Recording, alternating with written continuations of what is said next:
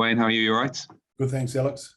One of the biggest differences between the autumn 2020 and last year's Six Nations was, the main guys that came back for that tournament. You've talked about the number of caps you're going to miss this tournament. How do you go about replacing that, or are they simply irreplaceable? Yeah, look, you don't replace 680 caps overnight. And in some positions, we've, been developing players over the last 12, 18 months. So we're confident those guys can come in and do a job. There's some new faces that'll come in, which is always exciting. You get a lot of enthusiasm out of younger players.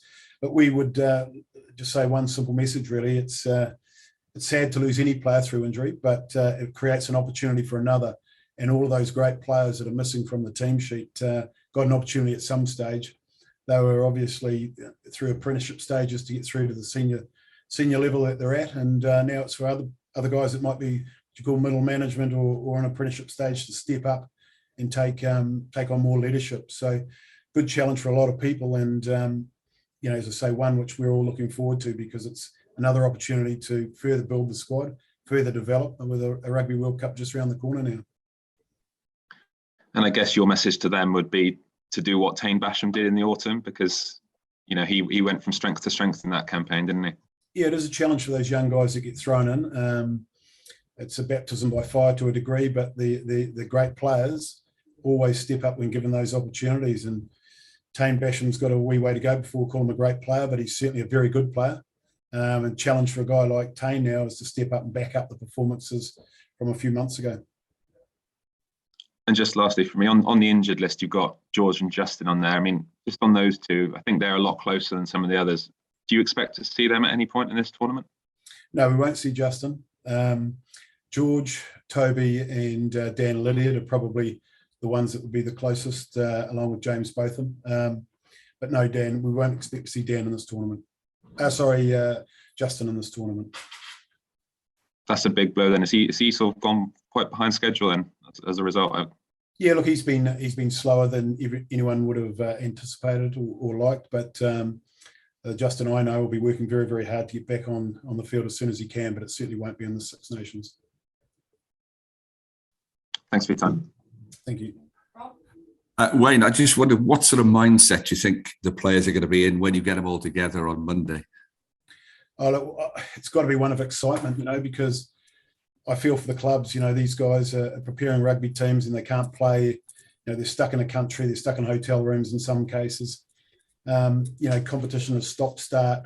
It's not ideal for anybody. And to come into a competition where, let's hope from start to finish, it lives up to the hype and expectation, just like last year's competition. And the players that got to play in that competition obviously enjoyed the occasion, and we did very, very well. So they'll be looking forward to trying to repeat that. And anybody that's new to the group, well, they're going to be full of enthusiasm no matter what's happening in club rugby. So, we expect to get a lift out of the boys just by coming into camp. And then, as I said right from the outset, it's the important thing is what we do over the first couple of weeks to kick off the campaign. I don't think many people expected you to win it last year. Can we expect you to potentially shake it up again this year?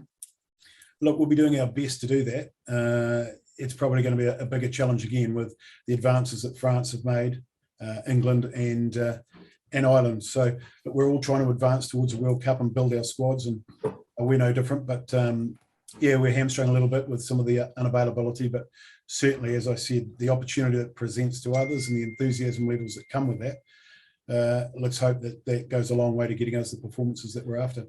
We had that great day in the autumn where all the Northern Hemisphere teams beat a Southern Hemisphere side, and we mustn't forget you beat Australia in the last game. Is this going to be the most competitive Six Nations we've seen? Yeah, look, I thought last year was really competitive.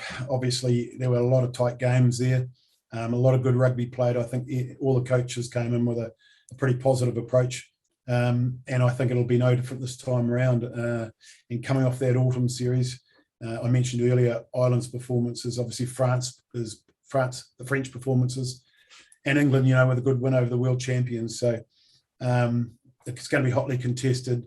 There's going to be some top rugby played, I'm sure, and I think there's going to be some pretty tight scorelines. And finally, the Irish are flying at the moment. All the regional teams or provincial teams are doing so well, in great form. I mean, what do you do to slow them down, stop them, and how close can we get to them? Oh, I think you hit the nail on the head. You've got to slow them down for a start. And I think, they controlled ball for long phases. We saw that against New Zealand. They frustrated the New Zealand defence over long periods. And, so your defence has got to be up to the mark, but the ability to turn ball over or slow ball down at the breakdown legally is going to be a big challenge for us. Also, making sure that we front up physically. If you don't front up physically against the Irish or an Irish club team at club level, then it's a long day at the office. Great. Best of luck. Thank you. Chris? Hey, Wayne, is Ross a possibility for Dublin? Ross Moriarty? Yeah, he's clearly got to get through a club game first, and then obviously we look at how he's going physically and with his fitness levels. We know the volumes that he's had at club level go into his training sessions. So really it's seeing him on the pitch, and he's due to do that, as I say, the week before Ireland. So there'll be a handful of players that get released to play that weekend through necessity. He's one of them. Because a lot of those qualities that you were just saying about you need against Ireland, he does possess those, doesn't he? Well, there's one thing about Ross Moriarty I know is that, he doesn't second guess things. He commits to everything he does, and he goes at 100%. And we're going to need that from 23 players. And just finally from on Tane, I guess it's a new stage for him, isn't it? Coping with expectation and probably not getting carried away as well.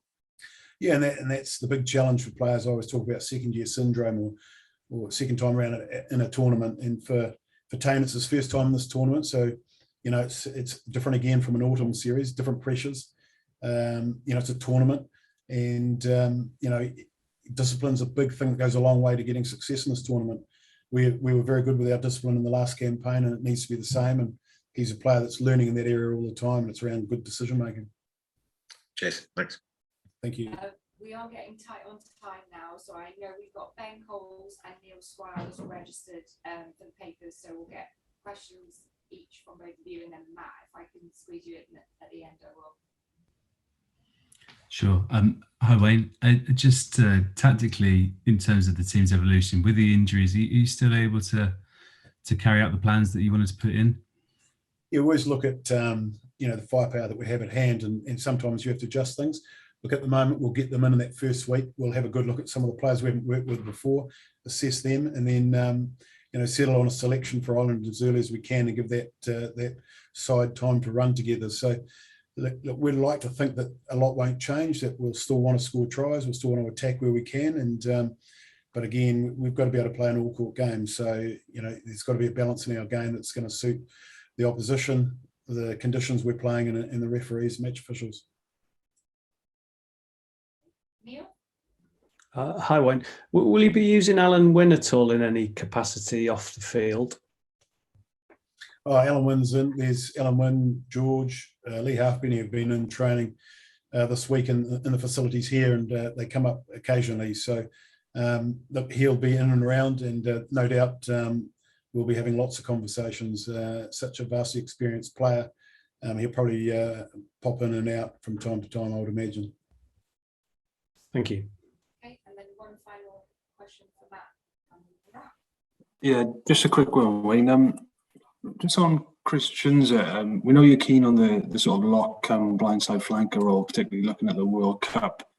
About 18 months before the last World Cup, Aaron Wainwright came from nowhere to feature in the tournament. Do you think that we may see something similar from Christ? Well, at 19, throw another couple of years on him, 18 months on him. Development in the gym, development at the club level of the game at Exeter, where he's in a good stable there, and opportunities within our camp, then I think you're going to see a different player. Clearly, he's going to evolve and get better and better as time goes by. So, look, we think he's a player of the future. That's why we selected him in the autumns. We've selected him again because we want to further that development, whether that's on-field playing or whether it's just in the camp environment and learning. Time will tell on how well he presents himself. Thanks, Wayne. Thank you. Okay, thanks all.